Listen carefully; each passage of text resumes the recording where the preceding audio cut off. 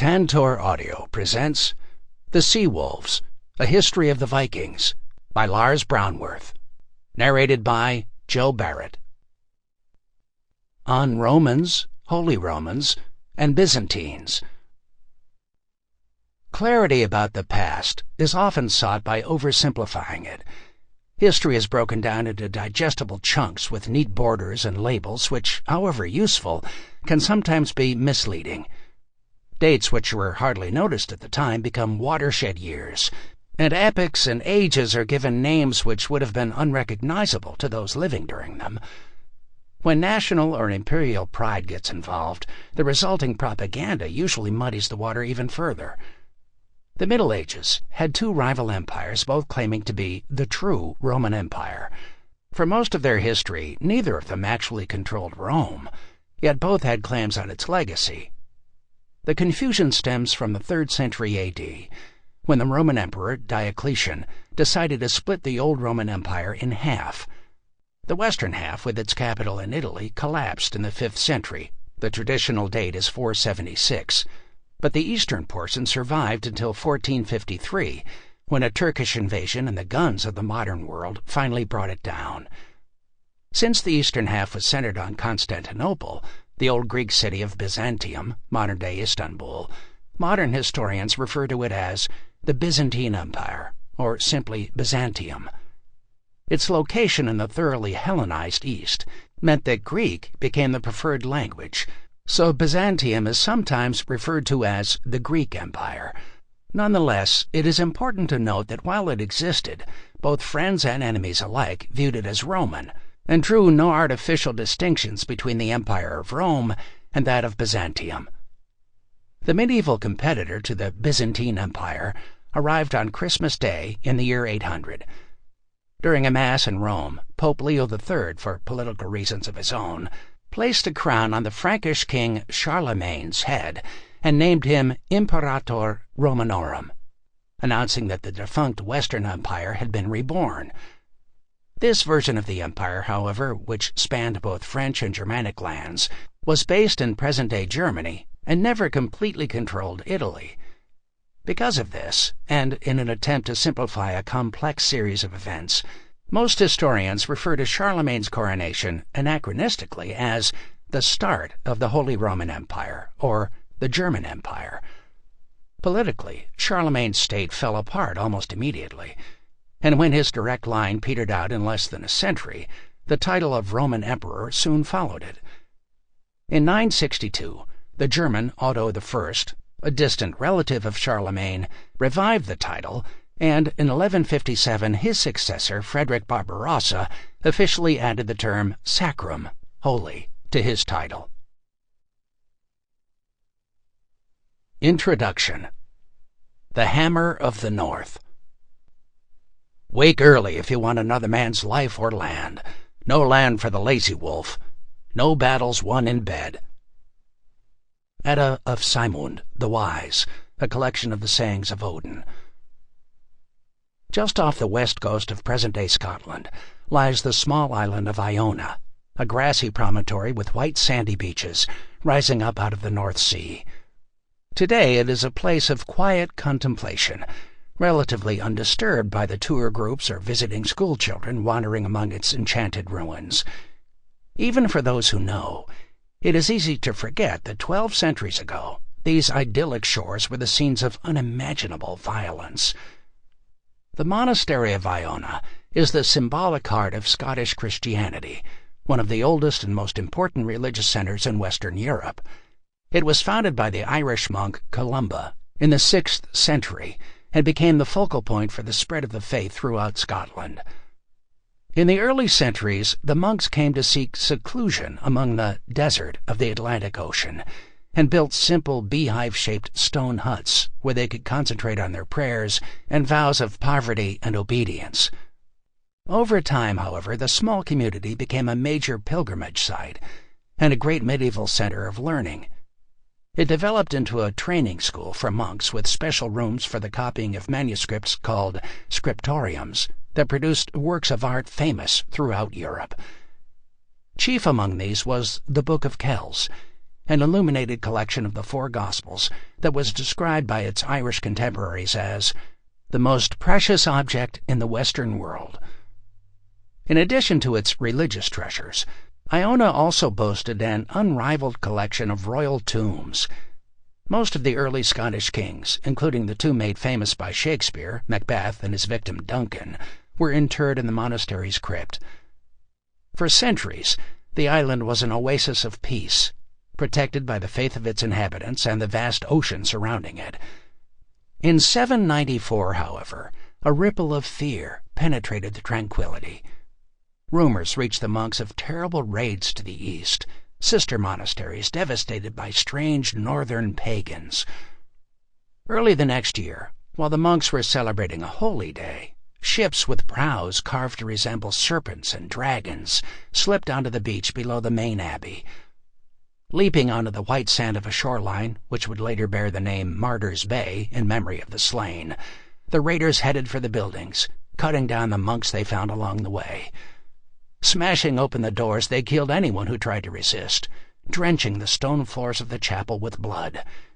Anything that looked valuable was seized, including rich vestments which were ripped off of the bodies of the dead or dying. As the surviving monks fled in all directions, the attackers set fire to the great abbey and then raced onto the beach with their considerable loot. Seemingly in the blink of an eye, they were gone. Left behind were bloody corpses, burning buildings, and a shattered community. Virtually the only thing left intact was the High Cross of St. Martin's, one of a dozen or so large carved monoliths that dotted the landscape. In the side facing away from the devastated church was carved the biblical figure of Abraham, with his sword raised high, as if in warning of the terrible events that had just unfolded. The raids on the British Isles were only the beginning of a great hammer blow that fell on an unprepared Europe. The broken bodies and the blackened shells of buildings in places like Iona would be all too common in the centuries to come.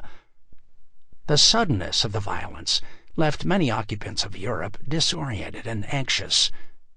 The shock and despair can still be felt in the words of Alcuin, an Anglo-Saxon monk writing from Charlemagne's imperial capital of Aachen after one of the first raids. Never before in Britain has such a terror appeared as this we have now suffered at the hands of the heathen. The fact that the word Viking still conjures up that image of blonde-haired barbarians leaping off of dragon ships to plunder a monastery is a testament to the trauma inflicted on Western Christendom during the 300 years of the Viking Age. It is burned into our collective memory. There is, even now, something alien about those northern warriors. The origin of the word Viking itself is unknown. Contemporary 9th century records call the raiders Northmen, Danes, Norse, or heathen. The Anglo-Saxons, frequent targets of their attacks, did have a word, Viking, which meant sea raider, but it first appears only in the 11th century. A better explanation comes from the Vikings themselves. In Old Norse, Vik meant inlet or bay, and the Vik district near the Oslo fjord was a main source of iron used in sword production. The word Viking probably started off as a reference to the men from the Vik district and gradually came to include all Scandinavian raiders. Endless speculation has centered on the question of why the Vikings suddenly erupted from their lands in the 8th century. Theories have ranged from overpopulation and political pressure to climate change and technological innovations. What is clear, however, is that there was a cyclical nature to the great waves of northern Europeans leaving their homes.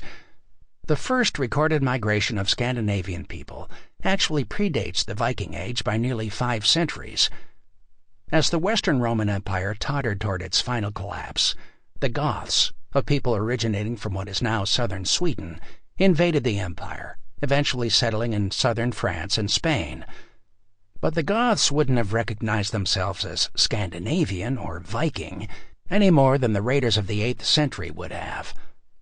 Although they had a common language, the Vikings were never a single people, and most of those who lived in Scandinavia during the Viking Age never left home. The raiders were a somewhat suspect minority with multiple reasons for adventuring. Single explanations, therefore, are bound to be incomplete. Further complicating matters is the fact that the Viking story has largely been told by others. Histories compiled by their victims, references in the annals of the older, more civilized nations to the south and east, and the tantalizing glimpses that archaeology gives us. The Vikings vanished, partly because their artists worked in wood. Summers were spent felling trees, which turned into the feasting halls, ships, and later stave churches that made up their civilization. Of these, only the last remain more or less intact, and they represent the twilight of the Viking world. The Vikings themselves wrote very little down. Their runic alphabet was more suited to magical spells and marker stones than epics or histories. By the time the great Icelandic bard Snorri Sturluson composed his Heimskringla, the Lives of the Norse Kings, more than 4 centuries had passed since the Viking Age had ended. But those stories reflect a much older oral tradition, and they allow us to hear the spirit, if not the exact words, of the tales that Viking poets told to pass the long northern nights. They illustrate the Viking mindset in the same way that the Iliad illuminates that of the ancient Greeks. A true warrior went out, gained riches, built great halls, and handsomely rewarded his loyal followers. Glory, and kingships, could only be won on the battlefield. Fired by this mindset, young Viking men sailed out to the glittering lands to the south and east of Scandinavia to win everlasting fame. A measure of their success can be found in the anxious prayers that soon echoed from European churches. The Abbey of St. Vaast, on the northern coast of France, included in its daily chants the phrase, "Deliver us, God, from the savage race of Northmen which lays waste our realms." It was a sentiment that many would soon share, from Constantinople in the east to the Americas in the west. Prologue. The Viking Dawn. A sword age, a wind age, a wolf age. No longer is there mercy among men. Philispa, Doomsday Prophecy from Snorri Sturluson's Prose Edda. The holy island of Lindisfarne is an unlikely place to begin the story of an epic of violence and blood. If anything, it seems today like a place outside of time, an inconspicuous and unimpressive bit of land sticking out of the North Sea. Covered by sparse vegetation, its rocky soil slopes gently towards the tidal coasts, unencumbered by much protection from either the northern climate or the pounding of the waves. As early as the 6th century, the island had become home to a small enclave of monks who were looking for a spiritual haven, a place where they could retreat from the world and its distractions. Within a century, a priory had been built on the island's southern promontory, and its suitability for quiet prayer had attracted a monk named Cuthbert, Northumbria's future patron saint. Renowned in life for his personal warmth and holiness, Cuthbert spent 23 years on the island, and his tomb, thanks to numerous miracles attributed to him after his death, became a popular place for pilgrimage among England's Anglo-Saxon population. No other monastery better symbolized the new confidence of the late 8th century. Thanks to a series of strong rulers in both Britain and the continent, a measure of security had returned to Western Europe that hadn't been seen since the Pax Romana. The crumbling relics of a more prosperous time lay on all sides, but farmers, craftsmen, and monks had settled into the sure, steady rhythms of early medieval life. Politically, England was divided among 7 kingdoms, 4 major and 3 minor ones. The most powerful of the major kingdoms was Mercia, which controlled nearly the entire central portion of the island, from the Welsh border to the North Sea. The other major kingdoms were Northumbria, stretching from Edinburgh to the Humber River in the northeast, East Anglia, a swampy area along England's east coast, and Wessex, which covered all of southwestern England, including Cornwall. The 3 petty kingdoms were Sussex on the Channel coast, Essex, which controlled London, and Kent, the area around Canterbury. Although all of England had been prospering in the 8th century, the northern regions in particular experienced a cultural flowering that was impressive enough to be remembered by historians as the Northumbrian Renaissance, 6 centuries before the more famous Italian one. Painting, metalwork, sculpture, and architecture all flourished, and it was during this time that the great Anglo-Saxon illuminated manuscripts were produced, among them the Lindisfarne Gospels, the Book of Kells, and the Book of Durrow. Throughout England, religious houses opened up schools that produced academics of such quality that when Charlemagne decided to sponsor his own school, the Palatine Academy, he staffed it with English scholars.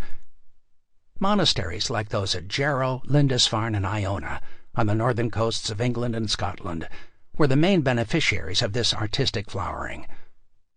Gospel books with lavish covers and gilded pages appeared along with reliquaries studded with precious stones, bishops' croziers, their symbol of office, made of delicate ivory, and vestments inlaid with gold and silver.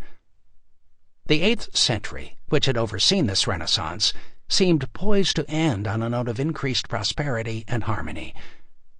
In 787, the Anglo-Saxon Chronicle reported that the farmers of England worked their fields in supreme tranquility.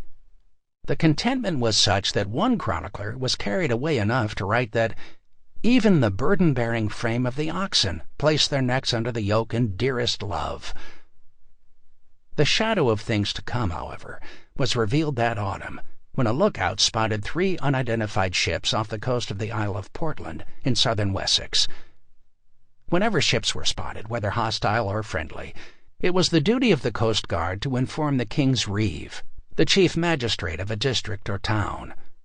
The Isle of Portland's Reeve, a man named Bodaherd, must have assumed the strangers were merchants, and probably rowed down to the beach to direct them to a manor where they would be able to obtain the necessary permissions to conduct business. However, we don't know what he actually planned because, before he had a chance to open his mouth, they loosed a volley of arrows, killing him and his men instantly. Poor Bodaherd had the misfortune of making Europe's first recorded contact with the Vikings, and his family didn't even have the satisfaction of punishing his killers. By the time the King's men arrived, the Vikings would have been long gone, sailing further along the coast or back home with whatever they had managed to snatch off the corpses. There was nothing to be done but bury the bodies and hope the strangers didn't return. News of the attack spread quickly, and nervous local populations began to take defensive measures in case the raiders reappeared. On both sides of the English Channel, farmers were recruited to serve in peasant levies, assemblies of local shock troops who could be called into service quickly. Some religious houses took similar precautions.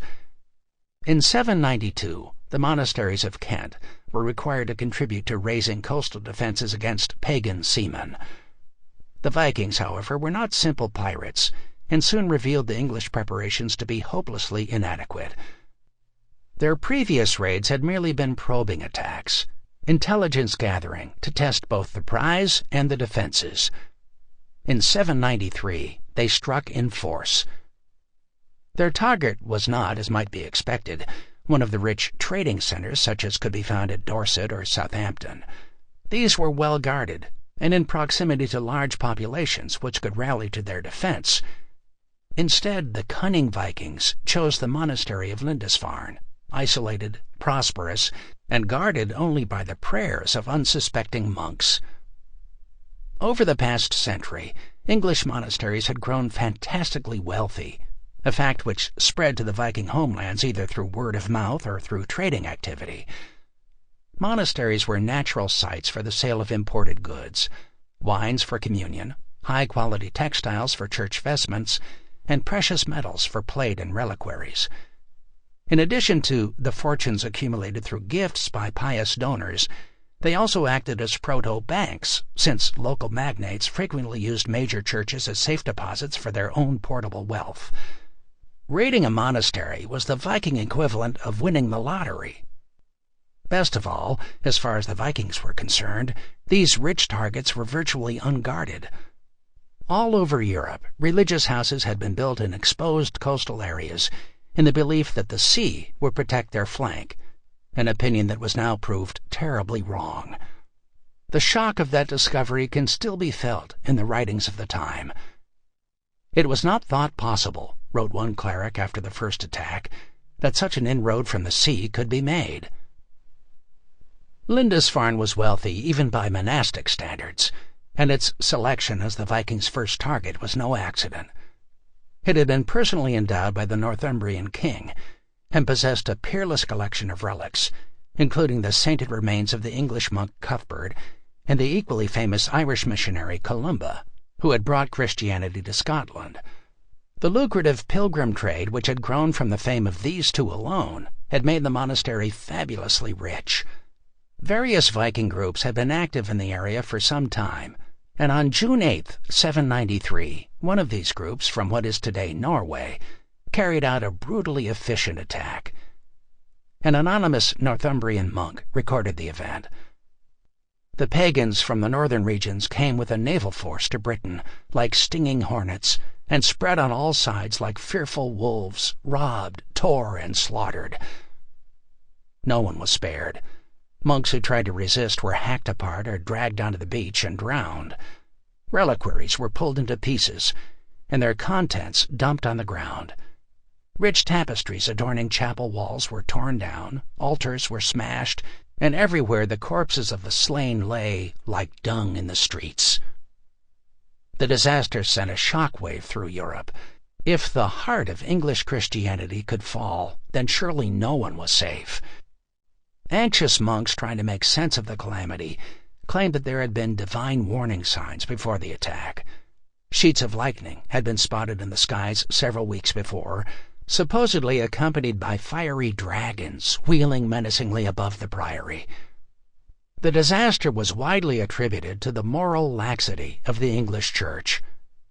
A few weeks after the raid, a letter was circulated quoting Jeremiah chapter 1, verse 14. "Then the Lord said unto me, Out of the north an evil shall break forth upon all the inhabitants of the land," and calls for reform were made.